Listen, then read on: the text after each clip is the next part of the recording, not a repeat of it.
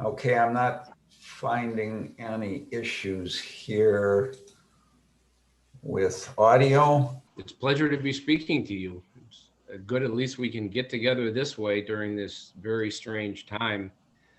Uh, my topic is, will the newspaper survive? And I'll give you the answer right away. No. Oh, But you probably want a little more than that. And so I hope to show why that's actually the wrong question to be asking. Um, Also, you might hear me refer to the paper. What I really mean by that is the paper and the website. It's all one big pie now. And sometimes I'll say we, meaning journalists and the industry, or perhaps the Journal Sentinel. Um, Now, I'm not part of that anymore because I did retire this year, but I still say we because I will always do that. And it's just hard to get it out of your blood. So understand I am not working, but that's why I say that. So I have a few questions for you, not that you can answer formally with audio or anything, but just think about the answer. How many of you, and you could raise your hand if you like, how many of you have ever heard of writing a story in takes? Yeah, I knew Paul would know that. Or in the days before computers, uh, have you heard of editors literally cutting pieces of paper apart, the story, and pasting them back together in a different order? How about a rewrite desk? And the last one, how about a linotype machine? Pretty good. All those are old school journalism and newsroom terms. Now, the next question. How many of you know what a CTR is?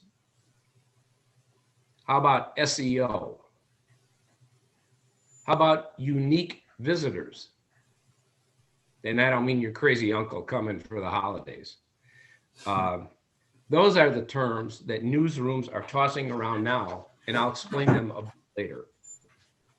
As Joanne mentioned, my first job was in 1973 as a part-time copy editor at the State Journal in Madison while I was a student. In that job, if I didn't like the order of a few paragraphs of a story that I was editing, I'd get out a pair of scissors, cut the story into pieces, and glue it back together to get what I thought was more important information higher in the story. 3 years later, I was hired as a reporter at the Milwaukee Sentinel. I'd write a story, and if an editor didn't like the order of what I had written, he or she would cut and paste on a computer screen. After my first night at work, I went home and I read the computer manual. It wasn't all that big in those days. A few days later, I was filing a story on deadline, and I sent it in small parts, what are called takes. I had read that the computer system allowed you to do that. It sent one screen of type to the editor and called up a fresh screen, excuse me, for you to continue writing. My editor looked at me and said something like, "Whoa, getting fancy, hey?" So I guess nobody had ever really taken advantage of that function. So apparently I was like the young gun tech whiz back in that day. Now, later in my career, I became that editor, but the terms I was absorbing were CTR, page views, unique visitors, and SEO, and one more, drone camp. But in the end, all this terminology just indicates change, which has always occurred in every industry around. But journalism just happens to be an industry that pretty much used the same printing method for maybe 100 years. Remember those linotypes I was talking about? And so when change hit and hit hard, we weren't ready because we weren't used to it. Now, I was reading about how when the automobile was becoming common early in the 20th century, it angered some people because horses were getting scared. They also said it would never last. Now we know how that turned out. And nowadays, drivers instead of horses are becoming obsolete. So, as an industry, it took us way too long to respond in any meaningful way to the change we were undergoing. I remember being in a meeting fairly early in my career where the topic was how readers were upset about how we were covering some particular issue. One editor gave his case for why he thought what we were doing was right. And then he literally said, if they don't like it, let them get their own presses. They did. It's called the internet. And it stole our readers and our revenue. But the decline that we have experienced is not the internet's fault. It's ours. We didn't adapt quickly enough. Even a decade or two ago, I thought, well, yeah, there's the internet, but are people going to carry their laptops or I should say at the time, their desktops into what Archie Bunker called the reading room? And then the smartphone happened, and they did. But now, after years of spinning our wheels, we actually can see some light at the end of the tunnel. The question is whether we make it through that tunnel before we run out of fuel, in other words, revenue. Now, for years, we bled budgets, cut staff, cut the physical size of the pages in the paper and the number of pages in the paper. We didn't increase revenue much, but all the cuts kept us in business. The problem was we were focused on keeping the newspaper alive. We finally realized that doesn't matter. It doesn't matter if the newspaper survives. What matters is whether journalism survives. So we finally accepted the fact that most people under 40, maybe now even under 50, primarily get their news through mobile devices and social networks. We have set concrete goals to grow that audience and build the next generation of subscribers. The dilemma, though, is how to get enough revenue to maintain the staff that we need as these changes are occurring. Now, there are skeptics in the industry about this strategy, but with the path that the industry is on and the one that has been successful for at least a few bigger papers, that strategy is digital subscriptions. In other words, people who pay to read the news online only. I mentioned how some bigger papers are most definitely succeeding with that. Mainly, I'm talking about the New York Times, Washington Post, Wall Street Journal, maybe a couple others. This past week, in fact, the Times reported that it had topped 7 million digital subscribers. That compares with 831,000 print subscribers, a number that continues to go down. So that's 7-1 an advantage for online. In the third quarter of this year, for example, for the first time, the revenue from digital subscribers at the Times was greater than the money that the company brought in from print subscribers. That's quite the change. Now, for many years since after the Journal Sentinel went online, the number of digital subscribers was flat. It was about 13,000. And at the same time, print subscriptions were declining. But since adapting this new strategy about 3.5 years ago, digital subscriptions have increased by about 350%, and they're now at about 46,000. The trend line has never dipped during that period. And as you know, the Journal Sentinel is owned by Gannett, and it's one of 109 papers in the company. The Journal Sentinel leads those 109 in digital subscriptions, and the company has adopted a lot of the methods pioneered here in Milwaukee and is spreading them throughout its entire network. Now, it'll take several more years, but at least we can see light at the end of the tunnel now, and the goal is within reach. What we don't know is whether the light is an oncoming train. Stay tuned. So in what ways did we change? A lot of ways and drastically. And technology, of all things, has become our friend. We used to do all kinds of things because, well, that's what we did. It was just habit. This time of year, you would write a certain kind of story, and this is how we covered that, and this is how we covered a disaster or whatever. It was almost a rote kind of thing. The method was down pat. So, for example, maybe an alderman in Milwaukee would introduce a proposal about changing parking regulations. So we'd write about the proposal. And then there'd be a public hearing. And we'd dutifully go to the public hearing, write what people said, and re-explain the proposal. Then a committee would vote on it. And we'd write about it again, giving all the details. And then the full common council would vote on it. And of course, we'd write about that in full detail. Now we're listening more to our audience. Because we have technology to track who is reading which stories online, we learned that very few people were reading about that parking ordinance at every step of the journey. So we changed and devoted that reporting energy elsewhere. The industry is trying to determine, and especially the Journal Sentinel, what it can offer of value to subscribers that they can't get from other sources.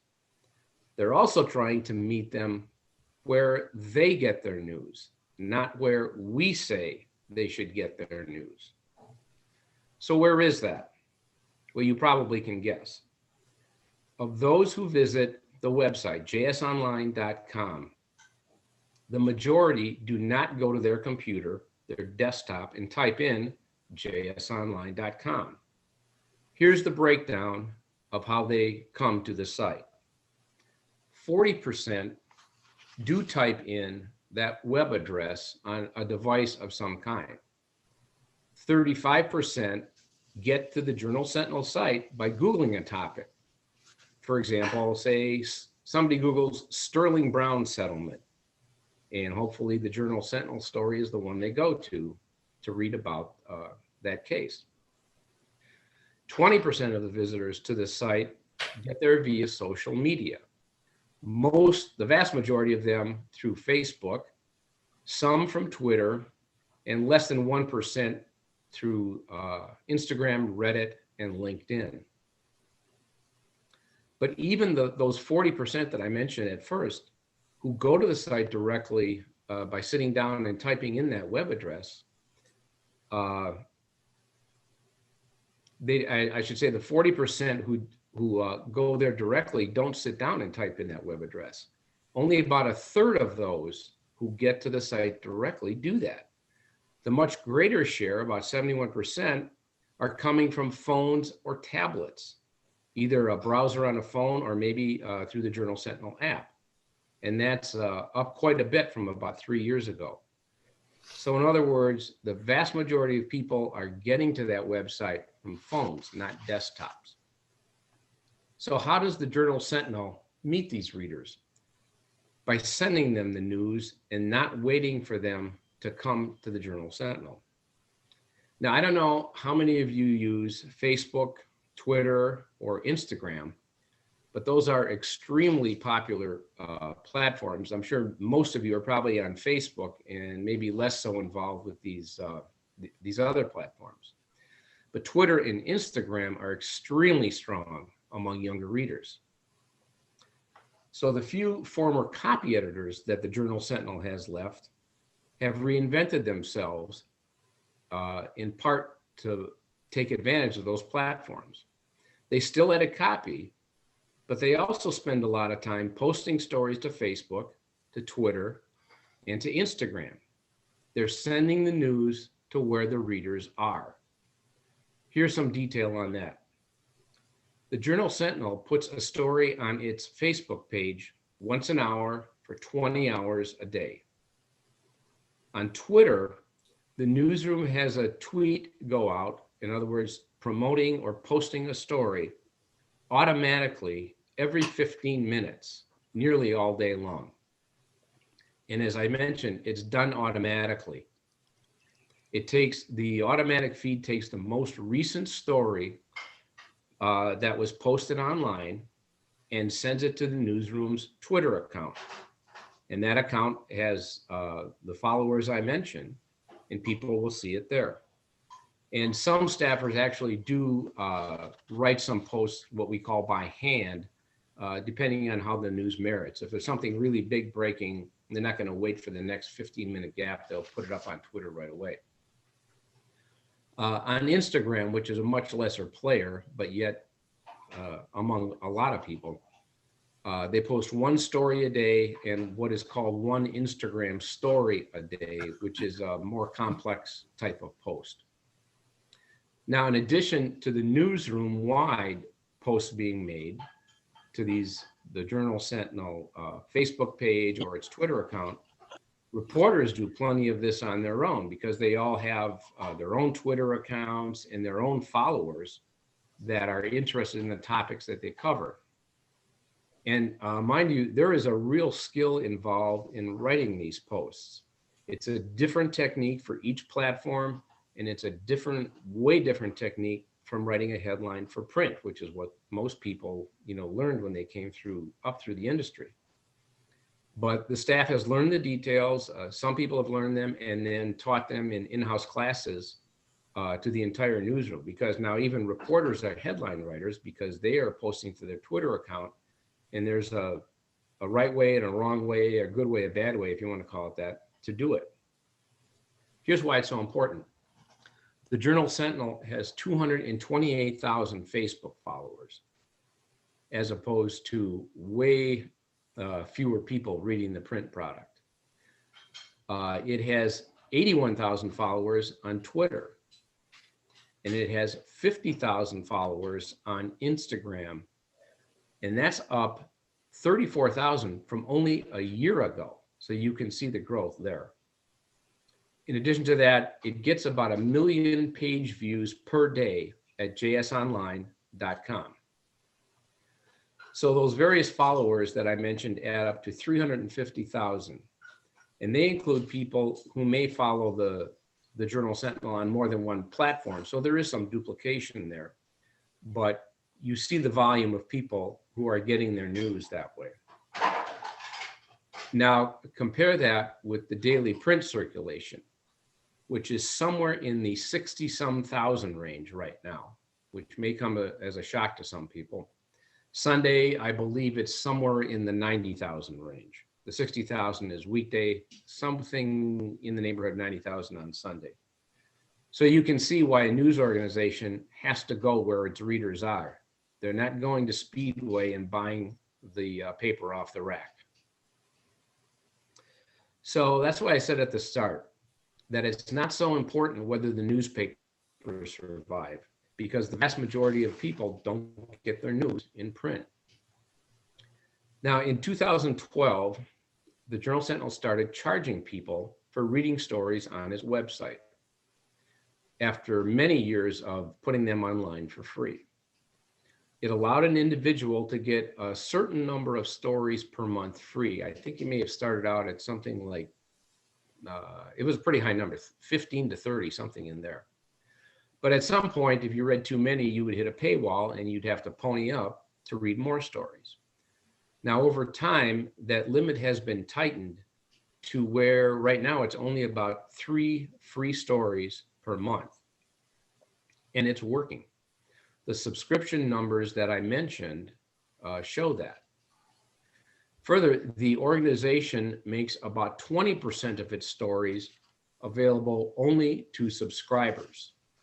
And this is my one little show and tell for the day. I hope this will show up.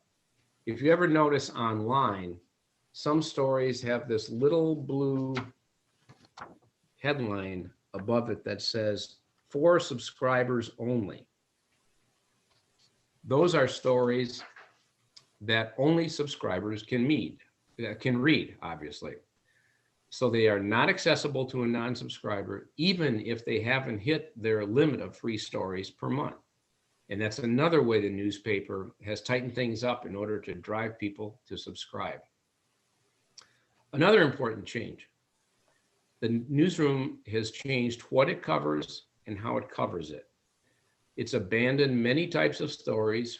Remember the example I gave about an alderman proposing parking regulations, because the website monitoring technology that it uses showed that people weren't reading those stories anyway.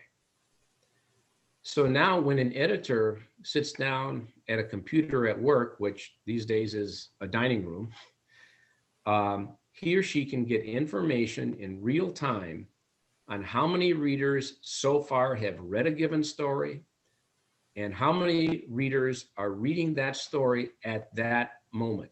You can see the numbers change before your eyes. The technology even tells them how long the average reader spends reading that story. You know, they're going in, looking at it for 5 seconds and saying, "Oh, I don't care about that." Or are they spending 3 and 4 minutes maybe to read the entire thing? So using that information, the newsroom has abandoned covering some things and put more emphasis on others. Another change has been to offer newsletters that are delivered via email on all kinds of topics. They keep people engaged with the newsroom and drive some of them to subscribe. Some of these letters go out daily. For example, I believe there's one going out every day on the Packers during Packer season, and some go out weekly. People who are interested in a given topic subscribe to them, and those subscriptions are free. You just sign up basically to get an email. But when they subscribe, then the Journal Sentinel knows it is giving someone something that they are very specifically interested in. And during all this change, editors have learned, editors always knew that headlines were important, but we've really learned that they're more important than we even thought. One cool feature about the technology is you can test different headlines on the same story online. Occasionally, you may sit down and see a headline change before your eyes and you're going, look, am I losing it? What's going on here? I thought I first saw these words and now there's different words. Well, if you happen to see that, you're not going batty. The technology allows the same story to be sent to different readers with different headlines. The newsroom will do this for maybe 20 minutes or so. And after that, they'll get a chart showing who read the version of the story with which headline, A, B, or C. And after that, they'll pick the headline that had the most readers and stick with it. So you can see how technology is just changing everything that's being done. With its technology, the newsroom gets daily reports of what stories are getting how many readers, how those readers found those stories. Was it by going to the site, to Facebook, Twitter, whatever, and how long they stay on each story. So and also whether they click on a link that might be within a story, because as you've seen, when you read a story online, there's often links to related content. Well, they get reports that show how many people are clicking on those links. In fact, there is one person in the newsroom whose only job is to analyze all this stuff. And he distills it into usable bites for the staff and tries to come up with ways to improve the staff's work based on what readers are telling the paper by their actions, what they're reading and what they're not. Now, this individual is on a committee with similar people on the other 108 papers in the Gannett network that do the same thing. And they develop ideas that are implemented across all of those papers. And as time has gone on, the newspaper has continued to hire, replacing people like me with younger people. And with them, they use technology like a baby uses a pacifier. It's just instinctive with them. And I'll give you one example.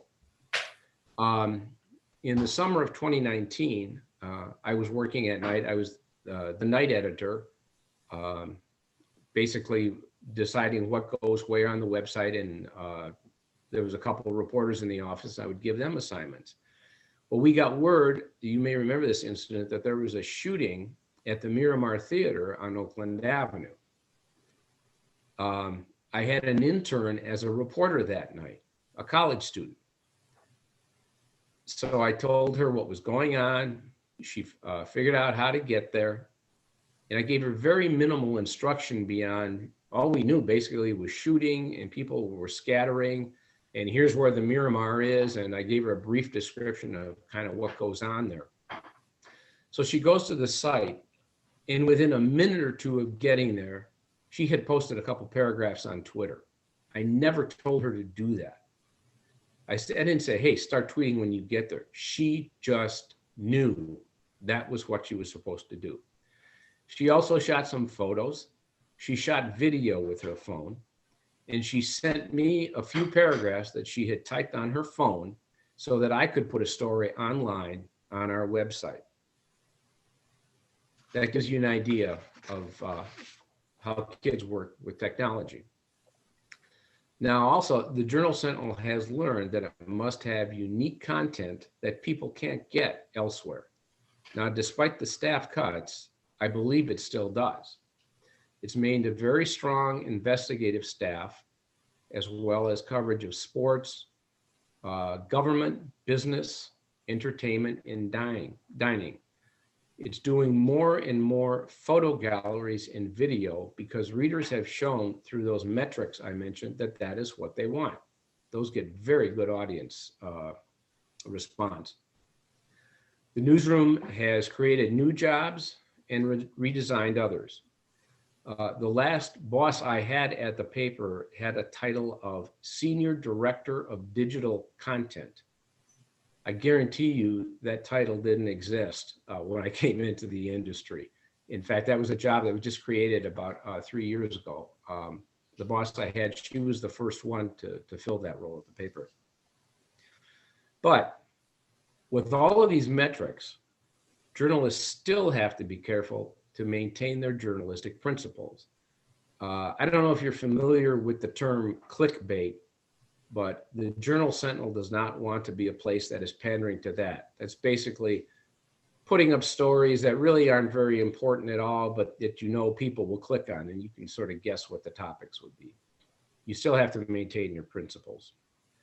The goal is to try to do stories that tell how and why, and in some cases suggest solutions, instead of just giving the bare bones facts. One recent example you may have been familiar with was James Causey's reporting on how New York City has tried to combat its eviction problem and how those lessons could be applied here, because as you probably read, Milwaukee has a pretty serious problem with evictions, and it's only been made worse now by the pandemic with people not being able to afford their rent. Also, throughout all this change, reporters and older staffers have reinvented themselves. Each reporter now is basically a brand with his or her own Twitter account to post stories to and to communicate with people interested in the topic that reporter covers. Now I'd like to get back to those weird terms that I mentioned in the beginning. I did that just to give you a flavor of how the language of journalism has changed over the years. I mentioned CTR. That stands for click-through rate. Which means the percentage of readers who click on a story or a link within a story. So if 100 people read a story and then they click a certain number, 5 of them click on a link in that story, you know you have a click-through rate of 5%. And it all is information you can use to determine what you cover and what you don't cover. SEO is kind of a mouthful. It's called search engine optimization. How that became a common term, I have no idea. But it refers to the process of improving the quality and the quantity of traffic to a website from search engines, in other words, Google. So how should a headline be worded when it shows up in a Google search so that people will read the story? As I mentioned, it's a very different way of writing a headline from what you would do in the print newspaper. I mentioned unique visitors. That refers to a person who visits a website at least once within whatever the reporting period is, a day, an hour, a week. So maybe you go to JS Online and read 5 stories. You'll be counted only once because you're just one person, even though you read 5 stories. So that gives them an idea of how many actual people are coming to the site, not necessarily how many stories they're reading. Oh yeah, and the last one was Drone Camp. Gannett runs a week-long school in Florida to train people at its various sites on how to fly drones. You may have seen drone video from the Journal Sentinel online. The paper's current pilots, Mike Sisti, Chelsea Lewis, and Jim Nelson. Jim went to the drone camp, I think it was the summer before I retired. And he had a great time doing it. And in fact, the FAA, I believe, has regulations that require 2 people to be involved with every flight of a drone. I believe it's because one person has to operate the controls and one person has to act as a spotter so that thing doesn't fly into a building or something. Another example, who would have thought, 40 years ago that an industry that was using the same linotype machine for 100 years would now be flying airplanes with the controls in their hands, standing on the ground to get video. That's pretty much the end of my presentation, and I guess we could take questions now. I just have to step away for 1 second, and I'll be right back.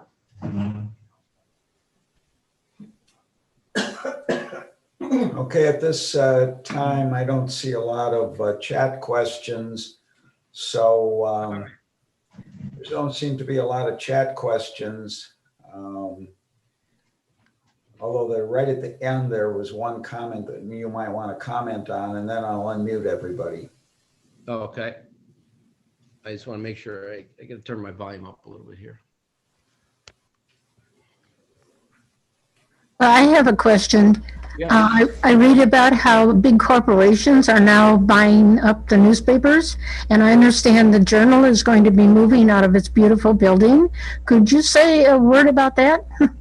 Sure. Yeah, newspapers are being sold to a lot of things like hedge funds and things like that.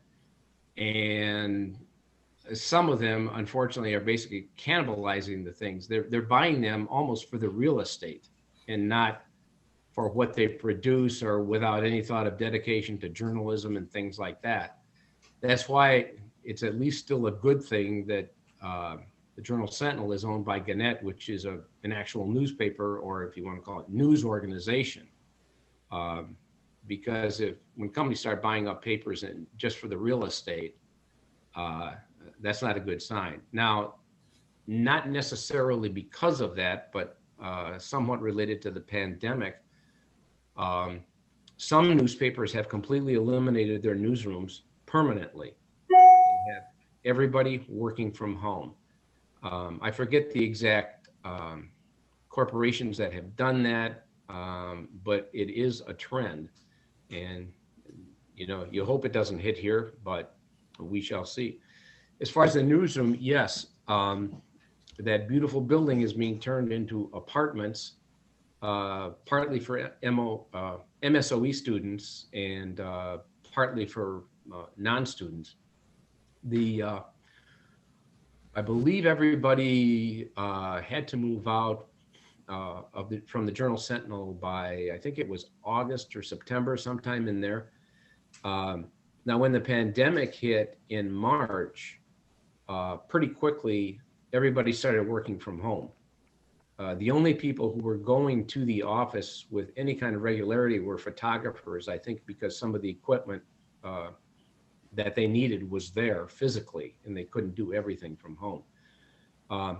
But what you're seeing delivered to your door, if you get the paper or if you go to JS Online, anybody's name you see, they're all working remotely. They have tons and tons of Zoom type meetings all day long. And that has its own effect. But from what I'm hearing, talking to former colleagues, things are really going pretty well. And that's why some of these other places are finding, well, why do we need a newsroom?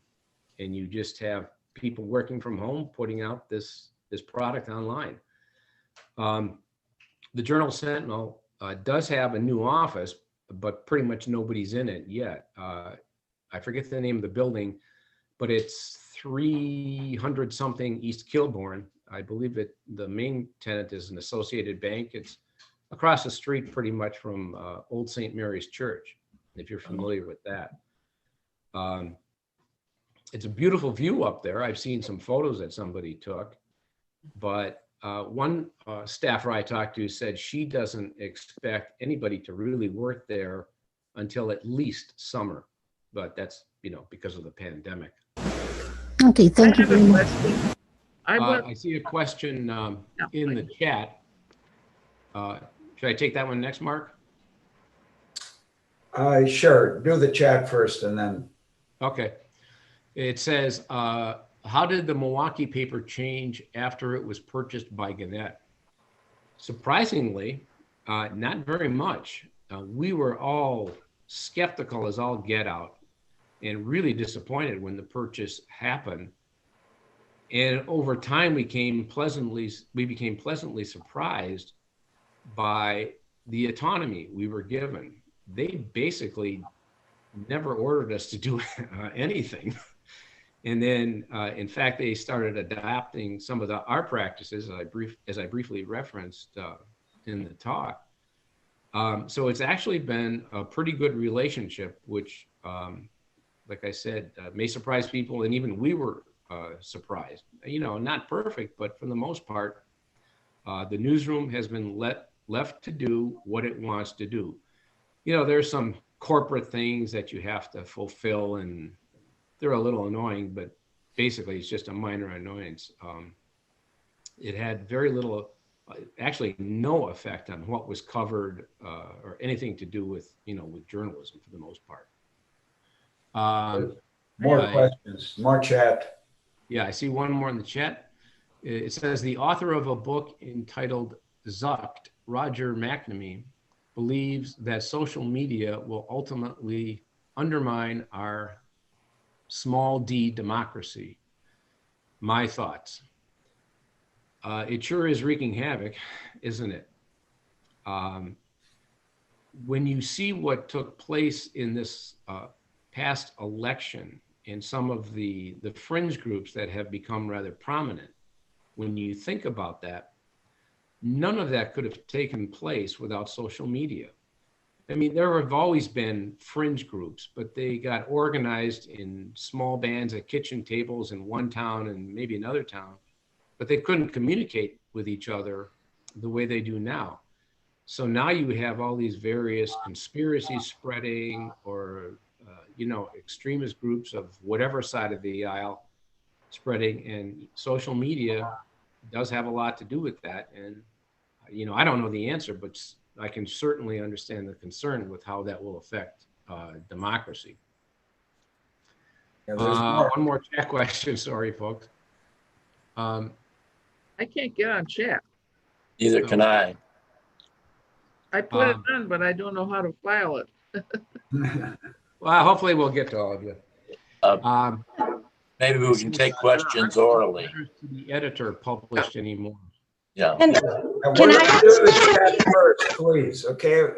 We're going to do the chat first, so please, do not raise your hand, do not interrupt. We're going to do the chat first. Okay. Okay, I'll repeat the question. There are hardly any letters to the editor published anymore. Was this strictly an economic decision? Yes. It has to do with space in the paper, the staffing needed to check letters, that kind of thing. So just a very short answer, yes. It has nothing to do with trying to silence people's voices. What they've done instead is gone to more people in the community to write the longer pieces you will see in that Sunday Ideas Lab section. You have to make choices, and that was one that was made. It's unfortunate, but it happened. Another question here. How has coverage changed in an era of Trump and climate change / climate change deniers.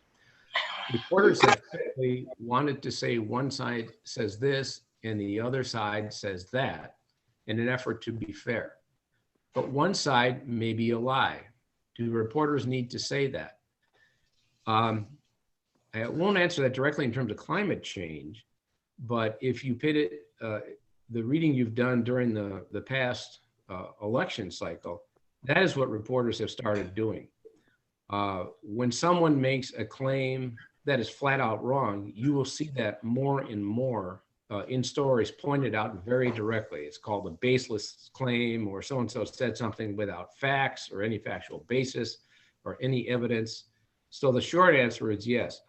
Climate change may be a little more squishy of an issue because it's more a continuum. But there are reporters out there, who will do that. It's a little more slippery of a slope with that one. Okay, there's a Question here. There's some questions above. There's one from Dennis Merritt, if you could go and look for that one. Has coverage changed in an era of, oh, I'm sorry, that was the previous one. Refer to a couple earlier questions regarding the support for local news. Did I miss one? Is that what that means? Or? That's the one. Okay.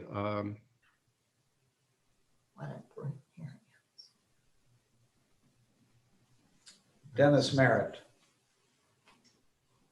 Yeah, oh, there we go. What important areas do you think are not being covered as well now because of the changes in newspapers? As certain people leave a given paper, sometimes whatever they covered falls off. It's a minor example, but you used to see auto reviews in the Journal Sentinel. You don't see that anymore. There were car sections galore put out every year. Suburban coverage is a big one. Now, there is a suburban staff in some of those stories. They're the people who put out the Now publications, which come out once a week if you get the print product. But suburban coverage has declined drastically. I was once the suburban editor at the Sentinel, and I would send out 20 college students on a Tuesday night to cover meetings in the suburbs. And we'd write a few paragraphs about whatever happened at each one. That's gone. And, there are a few people, especially covering the bigger suburbs like, Wauwatosa and places like that. But that's been a huge loss. And nobody will pretend that they're doing an adequate job there. So you could have some corruption going on in local government at the municipal level, and nobody would ever know about it. And that's a big loss. The environment, Lee Berquist was a reporter who retired at the same time I did. And his beat was basically the environment, the DNR, that kind of thing. Other people have picked up some of that, but if your staff goes down, something's got to give. And I think that's one area that may have slackened as well. Some of what has been, as I mentioned, is what we in the industry call process stories, where you covered the death out of the topic at every step of the way. Now you may cover it in the beginning, and then you give the outcome, months later, if it's legislation or something like that. So that's probably been a good thing. Okay, let's open it up to people to have questions. Sure. I've got some questions. Can I get in? Bob, how many people are working in the news process at the Journal Sentinel? It's a round numbers, about 100 right now, I believe. Okay. 100, something like that. Yeah. That in itself speaks volumes. When I retired, I think we about 100 people left. I think the newsroom of the Journal at the time of the merger was about 250, and the Sentinel had less than that, but it was more than 100. Yeah. And the Journal Sentinel that emerged had 300 people, and now you're down to what, 100 maybe? Call it, yeah, round numbers, 100. Right. So Uh, just that is just raises the question of what in the world are we missing? Yeah, of course. And Yeah. and everybody will admit that. I mean, Yeah. you know, the Journal Sentinel in the building it just left was in the Journal, what used to be the Journal newsroom. Yeah. You look around, and the number of empty desks was astounding. It was physically obvious how the staff had gone down. My wife and I were in there about a year ago, and it was basically a wasteland. We saw Yeah. 8 or 9 people at work and a few coming in and going out. So it was just a new revelation to me. Yeah. Yeah, wonderful speech, full of I did- information. yes. Thank you so much. Oh, you're welcome, Paul. Thank you. You know, what's funny about that is despite the number of jobs, there are about 35,000 jobs nationwide at what we'll loosely call newspapers. Yeah. 50,000 if you include TV in the journalism field. Mhm. And despite that, there were 14,000 kids pursuing 14,000 journalism grads 2 years ago, 2 or 3 years ago, nationwide. You know, where are they going to find work? That's an absolute People still want to go in this business, but there's no jobs. But there's no jobs. It's a scandal on the part of the journalism departments. They ought to be upfront saying we can't get you a job even if you get a PhD. Yeah. Yeah, Hi, thank you for your comments. I think on the flip side of the concern that you expressed about social media, I have a concern. What do you think about the closing arguments that were submitted a week ago, Friday, in the extradition trial of Julian Assange, for which there's been effectively a blackout in this country? And it's just incredible what has gone on. Many of the smears against him have been shown to be absolutely false by the testimony of the over 30 witnesses for the defense, and all of the crimes, war crimes of the US were exposed. So this trial has tremendous implications for freedom of the press. Where are journalists in the US in this? I know journalists around the world have spoken up. The Center for Investigative Journalism just put something out. They're having a forum coming up. But where are people like those journalists at the Journal Sentinel? Where are you speaking up, or are you speaking up about this threat to press freedom? I can't speak to that. I don't know, you know, who covered it. Obviously, the Journal Sentinel would not send a reporter to cover something like that these days. Any news organization in this country, short of maybe the New York Times or the Post, would rely on wire service for that coverage. And Well, so I can speak to that. The only journalists who covered this were bloggers and Kevin Gosztola and Computer Weekly. That was pretty much it. The New York Times did not send anybody or sign up for the live stream for journalists. The Washington Post did not. None of the major newspapers, none of the major news feeds, none of them signed up for this. And the judge on the first day cut off the live stream to all monitoring organizations. It was only Reporters Without Borders who was on the ground and then tried to get one of the 2 available seats in the public gallery in order to cover. yeah, I can't speak. I mean, I would have no knowledge of why people, you know, news organizations decided to cover, not cover, run or not run, you know, an individual story. Looking at the chat here, there's another question. You spoke of several ways people get to JS News. I'm wondering how you count it when someone clicks a link to a story. Did I do that one already? It sounds familiar. Well, they have various, you know, there's all these different reports the newsroom gets. that break things down into how many people clicked on a story and also how many people click on a link. And it's basically just used for internal purposes. It doesn't affect revenue or anything like that. Another question here. Is there any thought or discussion or brainstorming given to shifting the newspaper model from the profit capitalist model? It would require some creativity, perhaps government money, with the goal being an informed citizenry. Your thoughts, a public service focus for the common good. There actually is sort of a version of that going on. There are foundations that are funding things at news organizations. There is various fundraising going on, not quite like GoFundMe pages, but things of that nature. And in fact, the last summer I worked, which was 2019, all of our interns were working under sponsorships. They got a salary, and it used to be we paid them all a salary. And I believe the last summer that I was there, we had about 20 interns, and every year they're fantastic. They're just really good journalists. And in that last year, all of them were funded by various foundations. I don't know if it was corporations. I don't want to imply that it was businesses, because that could involve slanting things.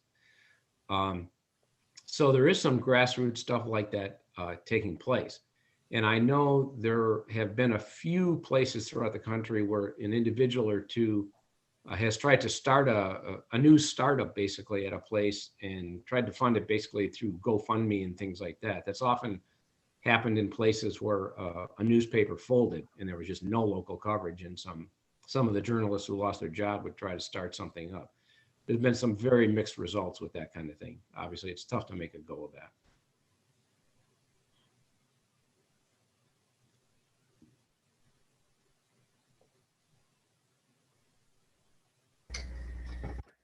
Okay, seeing as there are no other questions, this might be a good time to thank everyone, especially Bob. And I really want to thank Bob Friday. You have encouraged me to improve my computer skills. Because that's where the news is going to be, I'm afraid. But thank you so much. This has really been informative to a very important issue. Well, thank you. I think we're Thank you so much. kick off with the Ending the live stream.